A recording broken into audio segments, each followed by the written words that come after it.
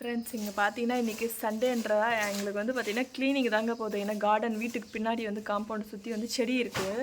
So அதெல்லாம் பார்த்தீங்கன்னா ஃபுல்லாக எல்லாம் க்ளீன் பண்ணலான்ட்டு. ஆனால் க்ளீன் பண்ண திரும்பவும் அது ஒரு 2-3 மாதத்துக்குள்ள திரும்பவும் இதுவாகிடுதுங்க. இது மிளகா செடி தானே மாமா? இங்கே பார்த்தீங்கன்னா சப்போட்டா செடி. பூவை இன்னும் ஓட்டலையா மாமா? இது விட்டு இருக்கு, இங்கே இருக்குது பாருங்க. இங்கே பார்த்தீங்கன்னா ஜாதி மல்லி பூச்செடி. மாமா இன்னும் எவ்வளோ நேரம் ஆகும்? இன்னும் க்ளீன் பண்ண திரும்ப அதே மாதிரி தான் வருதுல்ல.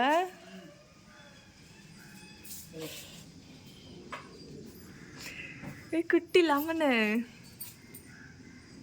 எவ்வளோ நிறைய இருக்குல்ல மாமா பிஞ்சு. இங்கே பாருங்க, தெரியுதுங்களா? நிறைய வருது பிஞ்சு மாமா.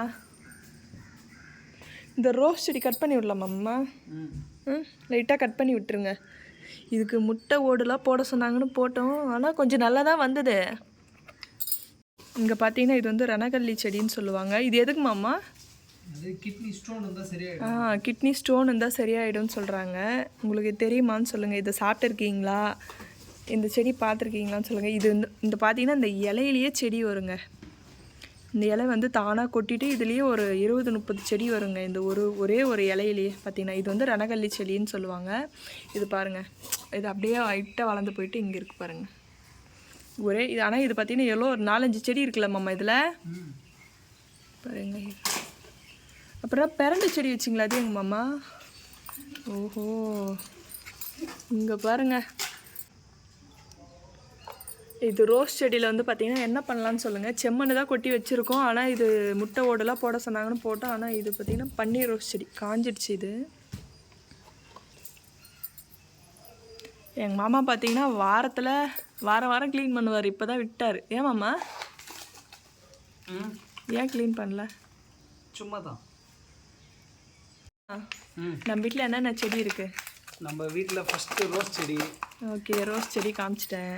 அதுக்கப்புறம் இது வந்து ஷோ செடின்னு சொல்கிறாங்க. இதனோட இலையை வந்து இப்படி கட் பண்ணி அப்படி நசுக்கி கீழே இப்படி போட்டோன்னா எலி வராதுன்னு சொல்லிட்டு சொன்னாங்க. அதனால எட்டுன்னு வந்து இந்த செடி எட்டுன்னு வந்து வச்சேன். ஷோ செடியா இல்லை எலி வராமல் இருக்கிறதுக்கா தெரில. இந்த செடி இருக்கிற இடம் பார்த்தீங்கன்னா எலியே வரமாட்டேங்குது.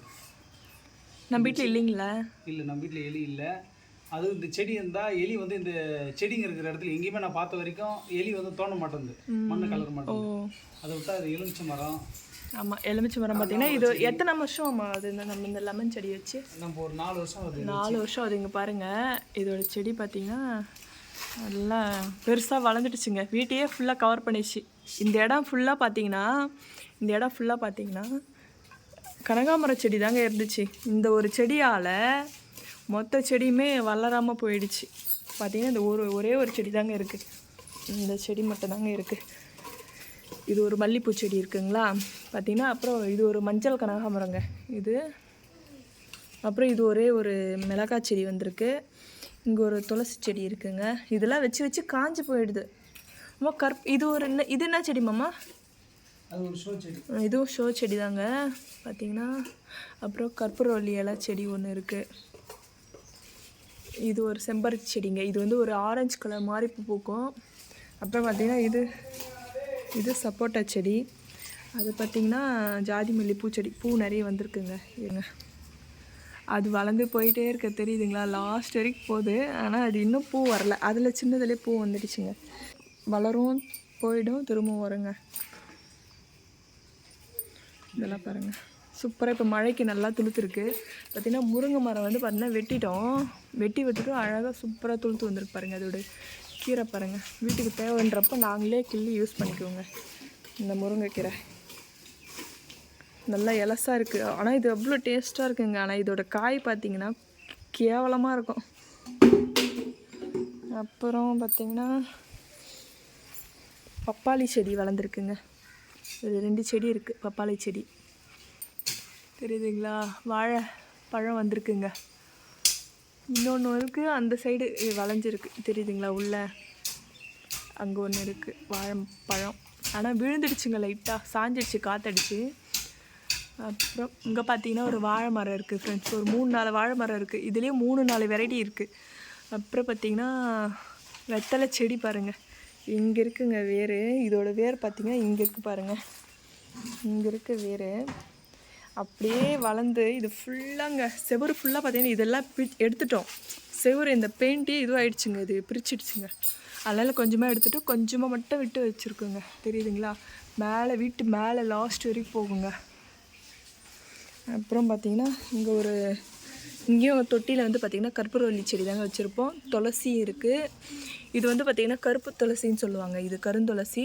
இது பார்த்திங்கன்னா வெள்ளை துளசின்னு சொல்லுவாங்க. ரெண்டுமே ஒன்றா வச்சுருக்கோம். ஏன்னா கோல்டு, குழந்தைங்களுக்கு சளி பிடிக்குதுன்னா ஸோ இது யூஸ் பண்ணிக்குவோங்க. இது 3 மட்டுமே போட்டால் போதும். கற்பூரவள்ளி, துளசி, வெத்தலை 3. அப்புறம் பார்த்திங்கன்னா குட்டியாக வேர்க்கடலை செடி போட்டிருக்கான் ஃப்ரெண்ட்ஸ்.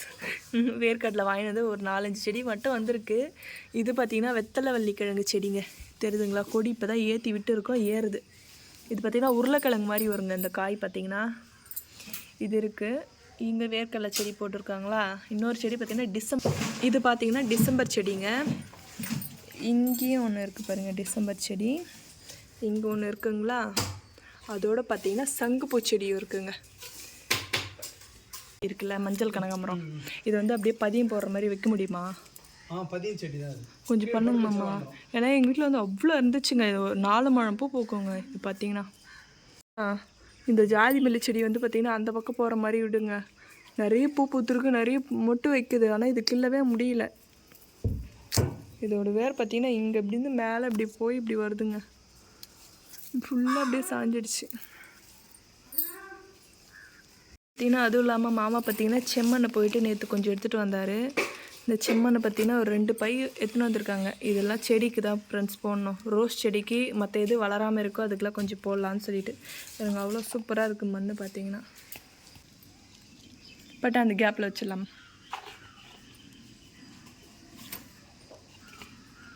இந்த செடி தூக்கி விடு. இங்கே ஒன்று இருக்குது. இன்னொன்று எங்கள் மாமா இதே மாதிரி இருந்துச்சு. அந்த லாஸ்ட் இருக்குது. அது தம்பிக்கிட்ட இருக்குது. விவரம் இருக்குது. அது ஒன்று இருக்குது. 3 செடி மொத்தம். மல்லிகைப்பூ செடி கட் பண்ணி விட்டுடலாமா? துளுக்குமா கட் பண்ணி விட்டாதான்ல.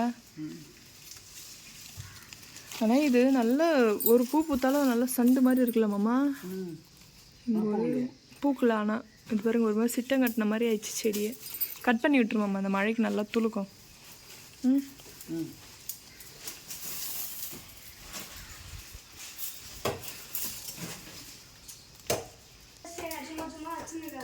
மாமா இந்த செடி மட்டும் இந்த சைடு ஏதோ கொம்பு மாதிரி வச்சு இதில் முட்டு கொடுக்குற மாதிரி கட்டி விட்டுற முடியுமா பாருங்கள். ஏன்னா பூ நல்லா சூப்பராக பெருசாக பூக்குது. ஆனால் கிள்ள முடியல, தெரியுதுங்களா? ஃபுல்லாக இது நான் வந்து பார்த்திங்கன்னா 2-3 வருஷம் ஆகுது இது வாங்கி. 30 ரூபா செடின்னு வாங்கினேன். நல்லா இருக்கு. ஆனால் பார்த்து மாமா. அம்மா தெரியுறியா நீ? எங்கே ஆளை காணோம்? எட்டி பாருங்க, தெரில. அம்மா போன டைமோட இந்த டைம் பெருசாக பூத்துருக்கு மாமா. பூ நல்லா தெரியுதா உங்களுக்கு? இன்னும் இவ்வளோ பெருசு பூக்கவே பூக்காது. குட்டி குட்டியாக இருக்கும். பார்த்து செடி உடச்சிட்டு போகிறீங்க மாமா. பார்த்து மாமா. அது ஆரஞ்சு கலர் கனகாமரம் இருக்குல்ல, அதில் என்ன மொட்டு வைக்கதா பாருங்கள். இல்லைன்னா கட் பண்ணி லைட்டாக இலை மட்டும் இனிக்கி விட்டுடலாமா பாருங்கள். பண்ணிடலாம். நான் பார்த்தீங்கன்னா எங்கள் மாமா அதை க்ளீன் பண்ணிங்கிறாரு. நான் இந்த கேப்பில் ஏன் சேஞ்ச் போயிட்டு மாமா கிட்ட பேசிட்டு வந்துங்கிறேன். நான் பார்த்தீங்கன்னா ப்ளவுஸ் தாங்க தைச்சின்னு இருக்கேன். ப்ளவுஸ் தைச்சிட்டு அதுக்கப்புறம் தாங்க சாமிலாம் கும்பிட்ணும். இன்றைக்கி சண்டே இல்லைங்களா, சரி வாரம் கும்பிட்ணும். சரி பார்த்தீங்கன்னா ப்ளவுஸ் இது முடிக்கணும். சரி அதுக்குள்ள மாமாவுக்கு காஃபி வரைக்கும் போட்டு வந்து கொடுத்துடலாம். இங்கே பாருங்க, என் பையன் குட்டி வாழை இலை கட் பண்ணி எடுத்தாந்து வச்சுருக்கான். அது 2ஆக கட் பண்ணி சாமிக்கு படைக்கணுங்களா இதில். அவருக்கு காஃபி மாமாவுக்கும் பாப்பாவுக்கும் பாலும் எடுத்து கொடுத்துடலாம். கொடுத்துட்டு மாமா காஃபி ரெடி. இந்தாங்க காஃபி உங்களுக்கு. நிஜமாதான் காஃபி எடுத்துக்கோங்க. உனக்கு பால் ஒரு சர்ப்ரைஸ். என்ன சர்ப்ரைஸ்? போதுமா? இவ்வளோ நான் சாப்பிட்ற மாதிரி. இவ்வளோ இல்லை.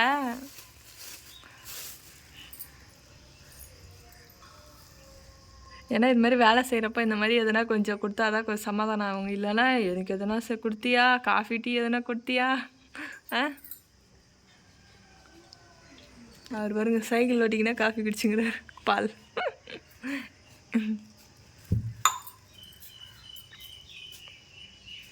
உன் தலைக்கு என்ன குறைச்சல் மாமா? தலை நல்லா தான் இருக்கு. தலை நல்லா இருக்கா? நாங்கள் மட்டும் தலை நல்லா தான் இருக்கிறாரு, நான் தான் நல்லா இல்லை. தலைக்கும் தலை ஃபுல்லாக வெள்ளை தான். என் தலைக்கும் தலை ஃபுல்லாக வெள்ளை தான். இல்லைங்க? இல்லை. இல்லையா? ஃப்ரெண்ட்ஸ் இங்கே பார்த்தீங்கன்னா ஒரு வழியாக சூப்பராக மாமா க்ளீன் பண்ணிட்டாங்க பாருங்கள். ஃபுல்லாக இது வந்துச்சு.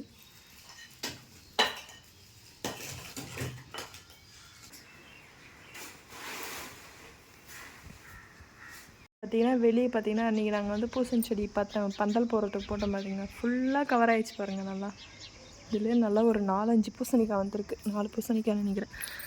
தெரியுதுங்களா? இங்கே ஒன்று, அங்கே ஒன்று, அந்த லாஸ்ட்டு 2 இருக்குது. இது ஒன்று குட்டி ஒன்று வந்திருக்கு. ஃபுல்லாமே வந்துடுச்சுங்க. ஃபைனலாக இவ்வளோ தாங்க. அது பாருங்கள் ஃபுல்லாக இந்த பக்கம் ஃபுல்லாக இதுவாகிடுச்சு. கரும்பு செடி சூப்பராக வெளியே எட்டி பார்த்துடுச்சு. இங்கே பாருங்கள் சூப்பராக அழகாக க்ளீன் பண்ணியாச்சு. எப்படி இருந்த இடத்த இப்படி மாற்றிட்டாங்க பாருங்கள். க்ளீன் பண்ணியாச்சு ஃப்ரெண்ட்ஸ். நான் க்ளீன் பண்ணல, இவர் தான் க்ளீன் பண்ணார். இதே மாதிரி நம்ம சேனலில் ரெகுலராக வீடியோஸ் வரும். மறக்காமல் நம்ம சேனல் சப்ஸ்கிரைப் பண்ணிங்க ஃப்ரெண்ட்ஸ். இந்த வீடியோ பிடிச்சிருந்தா மறக்காமல் லைக் பண்ணுங்கள், ஷேர் பண்ணுங்கள், மறக்காமல் கமெண்ட் பண்ணுங்கள். பாய் பாய்.